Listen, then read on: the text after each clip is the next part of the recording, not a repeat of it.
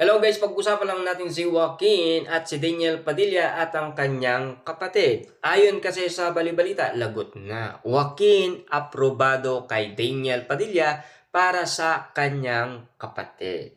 Ayon sa karagdagan balibalita, trending ngayon sa X ang Zoom meeting video ni na Carla Estrada at ang iba pa. Pinag-uusapan ng mga nasa video conference ang pagiging housemate sa PBB Celebrity Collaboration 2.0 sina Lela Ford at Joaquin.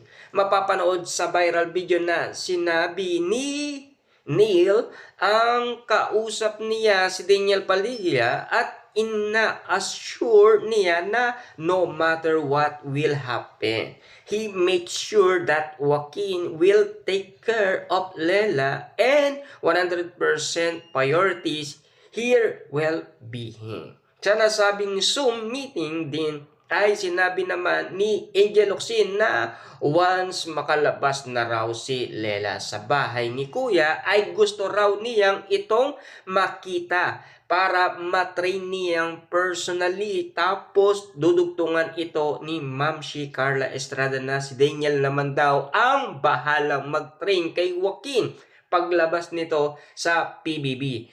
Abangan ang tambalan Joaquin at Lela. May seal of approval ng mga pamilya nila. So, nice. Ibig sabihin, ito na nga ba ang pangarap ni Lela Ford na gustong-gusto niya kasing patunayan sa kanyang sarili na talagang karapat-dapat siya bilang isang artista. Siyempre, karagdagan achievement yan kay Lela Ford na alam nyo naman siguro, 2 taon niligawan ni Lela Ford si Daniel Padilla para lang pumayag ito. Wika nga naman kasi ni Daniel Padilla, total 18 years old ka na.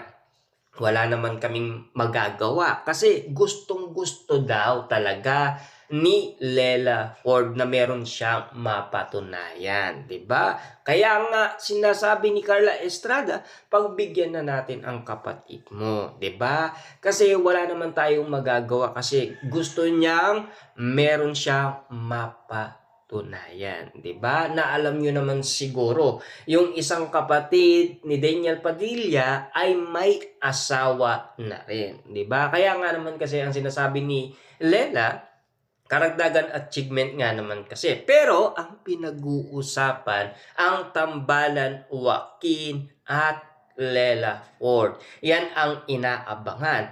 Lalong-lalo na ang magtitrain daw kay Joaquin si Daniel Padilla, 'di ba? Good luck.